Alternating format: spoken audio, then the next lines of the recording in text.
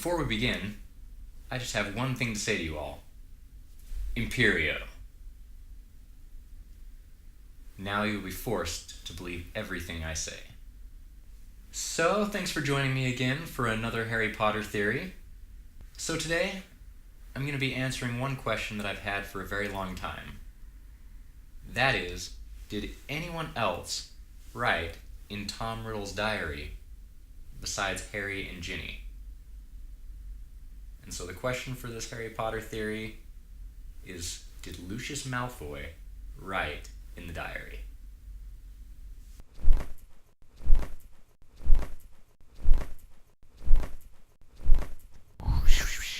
Hallows and Horcruxes.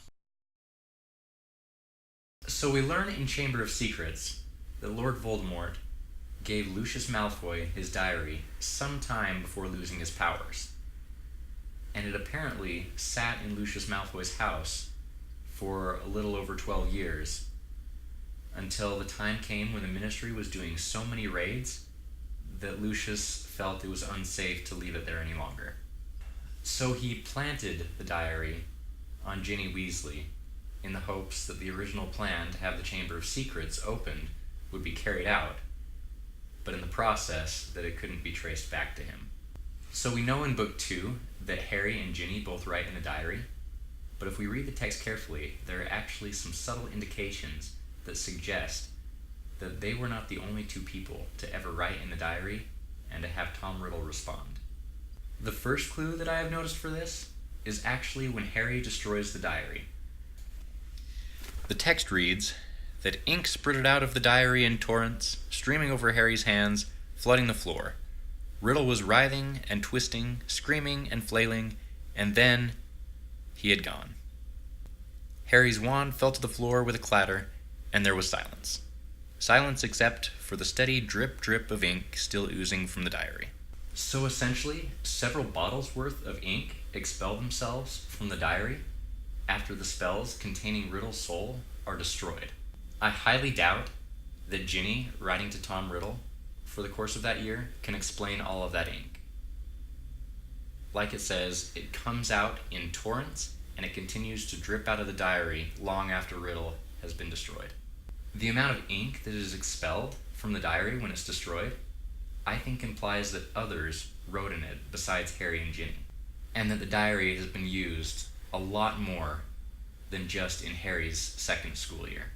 And the second clue we have is actually Dobby himself, particularly what he says to Harry after Harry frees him from Mr. Malfoy.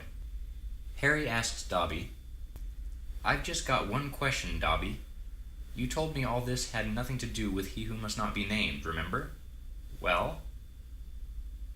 And then Dobby replies, "It was a clue, sir. Was giving you a clue. The Dark Lord, before he changed his name, could be freely named, you see." So essentially, Dobby knew all the way back at the beginning of the summer before Harry's second year that Voldemort, and not just any Voldemort, a younger version of Voldemort who existed before he changed his name, would be going through a long and complicated plan to reopen the Chamber of Secrets. And there is only one realistic way in which Dobby could know this, and then have motivation to go and warn Harry. And that is, of course, if Lucius Malfoy knew this, and at some point mentioned it in his presence. This brings me up to the idea that Dumbledore mentions in Book 6, in the chapter Horcruxes. Dumbledore says, "I understand that Voldemort had told him," meaning Lucius, "the diary would cause the Chamber of Secrets to reopen because it was cleverly enchanted. Had Lucius known he held a portion of his master's soul in his hands, he would undoubtedly have treated it with more reverence." Which is an interesting thought, but which logic I feel can't fully explain everything we see in Book 2. Particularly, Dobby's knowledge that a younger version of Voldemort was going to attempt to open the Chamber of Secrets. Dumbledore no doubt got most of his information about the diary and Voldemort's anger at its destruction from Snape. Snape, as his spy, would have been well informed about Voldemort bullying the information out of Lucius about the diary's destruction. But fearing punishment, I doubt Lucius would have been inclined to go into much detail with Snape about his extraordinary blunder. I don't doubt that Voldemort never explained to Lucius what the diary really was, but that wouldn't have necessarily stopped him from figuring it out, at least partially. In Book 2, Lucius stops by Borgin and Burke's to have Borgin buy certain items from him that the Ministry would not approve of. One of these dark objects he is concerned about is the diary, because just a few hours later, he plants it on Arthur Weasley's daughter. So I feel certain that he knew at least in part what it was, or at least knew how it worked, and that it was a dark object with curious powers. Something like the diary would likely not be found on a Ministry raid of his manor, and even if it was, it could easily sit on a set of shelves with other books and never seem suspicious to any Ministry employee. Indeed, half the Order of the Phoenix handled and looked at the locket in Book 5, and no one ever noticed anything remotely special about it. So Lucius's desire to get rid of the diary probably stems from the fact that he had figured out how it worked. But I frankly have a hard time believing the idea to have the diary used was really Lucius's idea to begin with. And to understand why, we need to take a look at how Voldemort is connected, or rather not connected, to his Horcruxes. Harry asks Dumbledore in the same chapter about Horcruxes if Voldemort knows when a Horcrux is destroyed. Dumbledore tells him that because Voldemort is so immersed in evil and the portions of his soul have been detached for so long that he doesn't feel like a normal person. The Horcruxes, I almost think of as clones of Voldemort from the moment of his life when he creates them. At that point, they are separate from Voldemort and go on to be aware in their own sphere, but no longer are connected mentally or physically to the original Voldemort.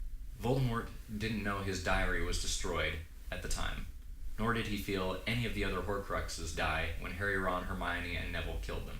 But truly, the best evidence of this is the riddle in the diary and his interactions with Ginny. 16-year-old Tom Riddle of the diary is not aware that Harry Potter exists prior to Ginny telling him. Voldemort, on the night that he returns, never mentions the diary riddle battle with Harry in the Chamber of Secrets.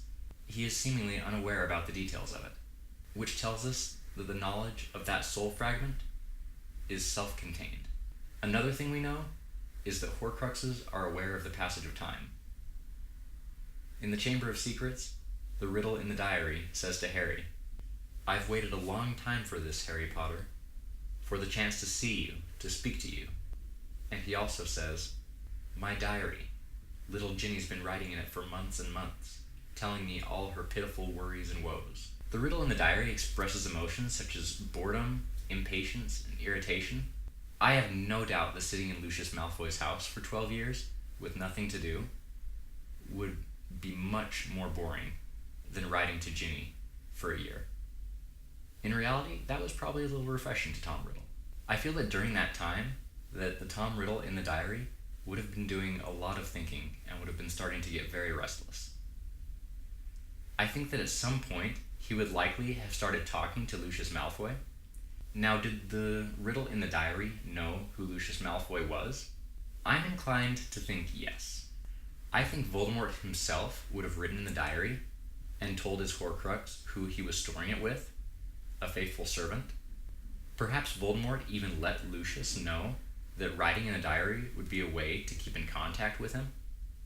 I think the riddle in the diary would have been hatching schemes for reopening the Chamber of Secrets and expressed his desire to Lucius Malfoy of the best way to make that happen. Lucius, upon discovering that the diary had a mind of its own, as it were, would likely have told his wife about it, but apparently not his son, because we know that when Harry and Ron infiltrate the Slytherin common room and question Malfoy, that he honestly has no idea about how these plans are being put in motion.